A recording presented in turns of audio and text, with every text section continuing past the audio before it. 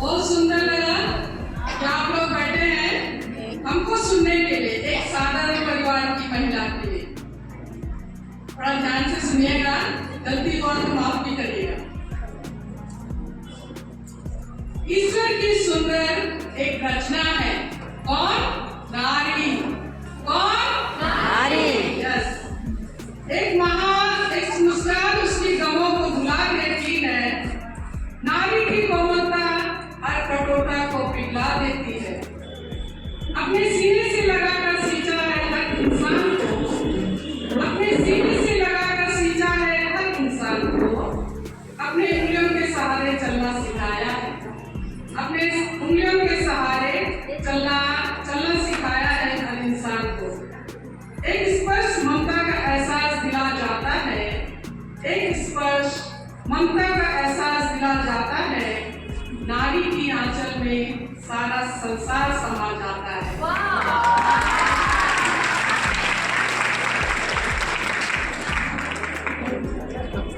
माननीय आर्चबिशप, आदरणीय फादर्स, आदरणीय वुमेन कमिश्नर के प्रेसिडेंट हमारी प्यारी सी संध्या दीदी, हमारे सिस्टर्स और मेरे भाषण सुनने वाले सभी खूबसूरत महिलाएं, आप सभी को मेरी तरफ से महिला दिवस की ढेर सारी शुभकामनाएं। महिला दिवस तो 8 मार्च को विश्व स्तर पर मनाया जाता है। यह दिन महिलाओं और पुरुषों में समानता लाने और महिलाओं को अधिकारों के प्रति जागरूक करने के उद्देश्य से मनाया जाता है। महिलाओं की हम सभी को के जीवन में महत्वपूर्ण भूमिका होती है। महिलाओं का महत्व शब्दों में वर्णित करना आसान नहीं है।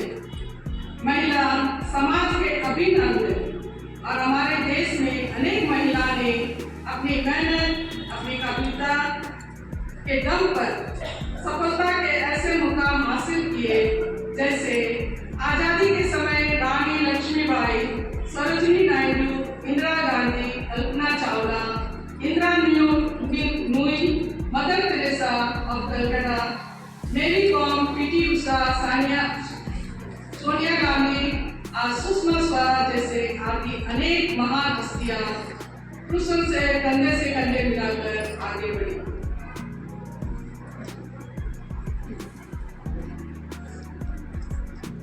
हमारे प्राइम मिनिस्टर थी इंदिरा गांधी। आप सब कोई जानते हैं ना इंदिरा गांधी को। उनकी वेशभूषा कैसी थी? साड़ी पहनती थी, आंचल लगाती थी। अच्छा लगा, सभी को मालूम है।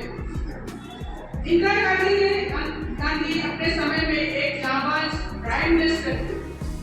उनके समय 1971 में पूर्व पाकिस्तान किसमें तब्दील हुई?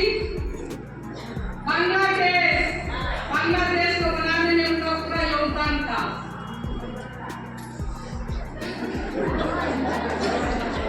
1968 में भारत में भुखमरी हुई थी, अकाल पड़ा था, अनाज की कमी हो गई थी।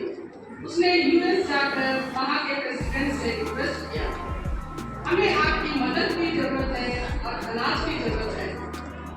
फिर यूएस प्रेसिडेंट ने हमारे प्राइम मिनिस्टर इंदिरा गांधी का बात नहीं सुना। तब इंदिरा गांधी ने वहां आंचल को सिर से निकालकर कमर में कस लिया।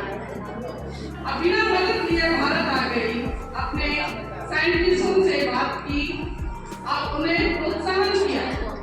ग्रीन रेवोल्यूशन का उदय हुआ। जिस काम को नर 3 वर्ष में करते हैं, उस कार्य को नारी 3 दिन में करते हैं।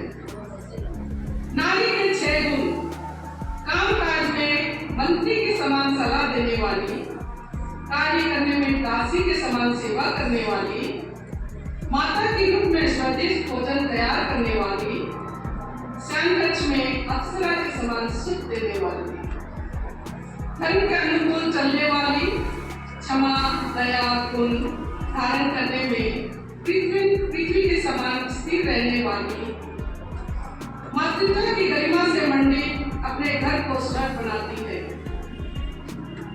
अनेक महान महिलाएं पुरुषों से कम नहीं, उसने अपनी सोच बदल दिया। आज की नारी पुरुषों के साथ कंधा से कंधा मिलाकर हर कार्य में अपना योगदान दिया। मजदूरी से लेकर अंतरिक्ष में जाने तक के हर क्षेत्र में वह अपनी योग्यता साबित कर रही है। कोरोना महामारी के समय महिलाएं स्वास्थ्य सेवा, शिक्षा, देखभाल और डॉक्टरों के रूप में अपनी भूमिका निभाई। महिलाओं की योगदान दी है। हम लोग पुराना ओल्ड टेस्टामेंट पढ़ते हैं, उसमें उदित को सब कुछ जानते हैं, पढ़े हैं उदित ग्रंथ ओल्ड टेस्टामेंट, नहीं पढ़े हैं ना? कोई तो पढ़े होंगे।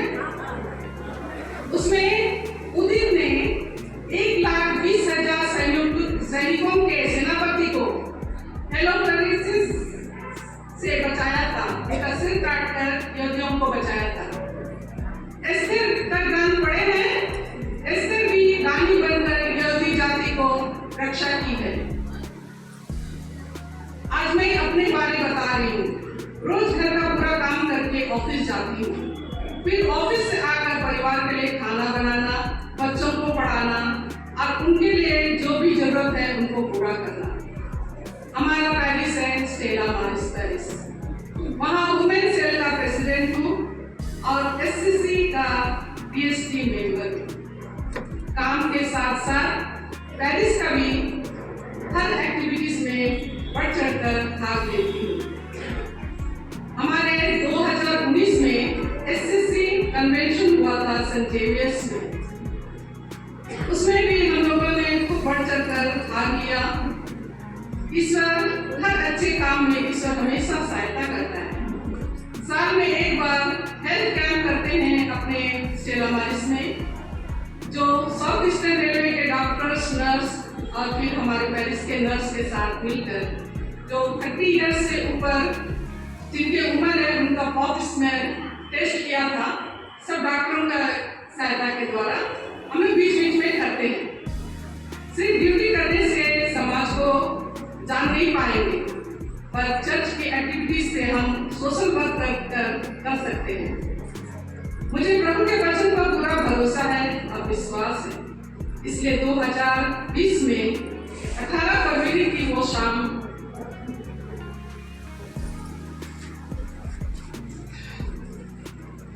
मेरा बेटा का एक्सीडेंट हुआ, रोड एक्सीडेंट हुआ था, बहुत सीरियस था, 7 दिन वेंटिलेटर पर था।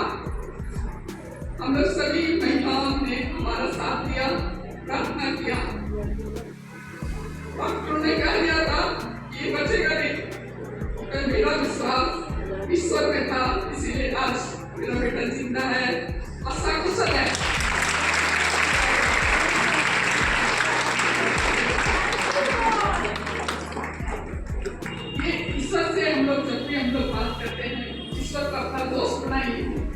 ईश्वर से अपना सब कुछ शेयर करिए, क्योंकि ईश्वर सबसे बड़ा जन्मदाता है, वो आपको राह दिखाता है। कोरोना के समय भी पूरा संसार तहस नहस हो गया था, पर उस समय हमें ईश्वर ने संभाला, मेरे परिवार को कोरोना इन्फेक्शन से बचाया। ईश्वर को लाख शुक्रिया करती हूँ। महिलाएं किसी भी धारणा पर चलने के बजाय अपनी बुद्धि का इस्तेमाल करें, चाहे कामकाजी महिला हो या गृहिणी, हर महिला में अपार क्षमता संभावना है, उन्हें अपनी क्षमता को पहचानने की जरूरत है। प्रतिभा किसी की मापदंड की मोहताज नहीं होती। अभी हम कुछ पोयम में बात करेंगे। एक लड़की के बारे में समाज क्या सोचती है, जब वो गर्भ में रहती है समाज कैसे उसे एक्सेप्ट करता है, उसके बारे में हम थोड़ा हाँ मैं एक नारी हूँ, हाँ मैं एक लड़की हूँ, हाँ मैं एक नारी हूँ, हाँ मैं एक औरत मेरा होना गर्व है, मेरा अस्तित्व ही मेरा घर है। लेकिन ये समाज की संकीर्ण मानसिकता और इसी मानसिकता के शिकार यहाँ के लोग। इसलिए कई सवाल जवाब करते हैं मेरे लड़की होने पर, कई सवाल जवाब करते हैं मेरे लड़की होने पर। इसलिए आज कुछ सवाल और जवाब मेरी तरफ से, इसलिए कुछ सवाल और जवाब मेरी तरफ से। क्या इस समाज को आवाज सुनाई नहीं देती इस छोटी सी बच्ची की जो अभी भी माँ के गर्भ में चीख चीख कर रो रो कर बोलती है, माँ मुझे भी बाहर आना है, मुझे भी इस दुनिया को देखना है, मुझे भी माता पिता का नाम रोशन करना है। क्या इस समाज को इस लड़की की पीड़ा नजर नहीं आती जो अपनी माँ को बताती है मुझे भी पढ़ना है, मुझे भी पढ़ना है और इस देश का नाम रोशन करना है। क्या इस समाज को इस लड़की की चीखें सुनाई नहीं देती जो अपने आप को इस दिन के उजाले में भी सुरक्षित महसूस नहीं करती? क्या इस समाज को उस लड़की की आवाजें सुनाई नहीं देती जिसके साथ हर रोज बलात्कार जैसी गुनाह होती है? क्या इस समाज को उस लड़की की आवाज सुनाई नहीं देती जिसके न्याय के कटघरे में सिर्फ और सिर्फ अफसोस का पल मिलता है? क्या इस समाज को उस लड़की की आवाज सुनाई नहीं देती उसके कुछ कहने पर उसके चेहरे पर एक जोर का थप्पड़ मारा जाता है? क्या इस समाज को उस औरत या उस लड़की की आवाज सुनाई नहीं देती जो सिर्फ तलाक का सहारा लेता है? क्या इस समाज को उस लड़की की पीड़ा नजर नहीं आती जिसके ना कहने पर उसके चेहरे पर तेजाब डाला जाता है? ये समाज कई सवाल जवाब करता है मेरे लिए, ये समाज कई सवाल जवाब करता है मेरे लिए। लेकिन आज सवाल ये नहीं है कि कौन मुझे बताने जा रहा है, लेकिन आज ये सवाल नहीं है कि कौन मुझे बताने जा रहा है, क्योंकि ये समाज की पुरानी आदत है कि ये बोलने को तुम लड़की हो, तुम औरत हो, तुम नारी हो। सवाल ये नहीं है कौन मुझे बताने जा रहा है, सवाल तो अब ये है कि कौन मुझे रोकने जा रहा है। इसी सवाल के जवाब में मैं कहती हूँ हाँ, शायद मैं कमजोर थी, शायद मैं कमजोर थी, लेकिन अब ना रहूंगी। अपने आवाज के साथ अपने हक के लिए उन सब से लड़ूंगी। ना रहना धोखे में कि मैं कोमलता वाली नारी हूँ। याद रखना मैं कठोरता की सवारी हूँ। मैं कल थी, मैं आज हूँ, मैं कल भी रहूंगी। अपने वर्चस्व की पहचान बन आकार बनकर, अपने वर्चस्व की पहचान बन आकार बनकर। जब मेरे आत्मसम्मान, मेरी पवित्रता, मेरे अधिकारों, मेरी आजादी के बारे में इस समाज उंगली करते रहेंगे, तब तक यानी हर एक महिला, यानी हर एक औरत, यानी हर एक नारी अपने हक, अपने अधिकारों के लिए इस समाज से लड़ती रहेगी। मैं एक लड़की हूँ, मैं एक नारी हूँ, मैं एक औरत हूँ और मैं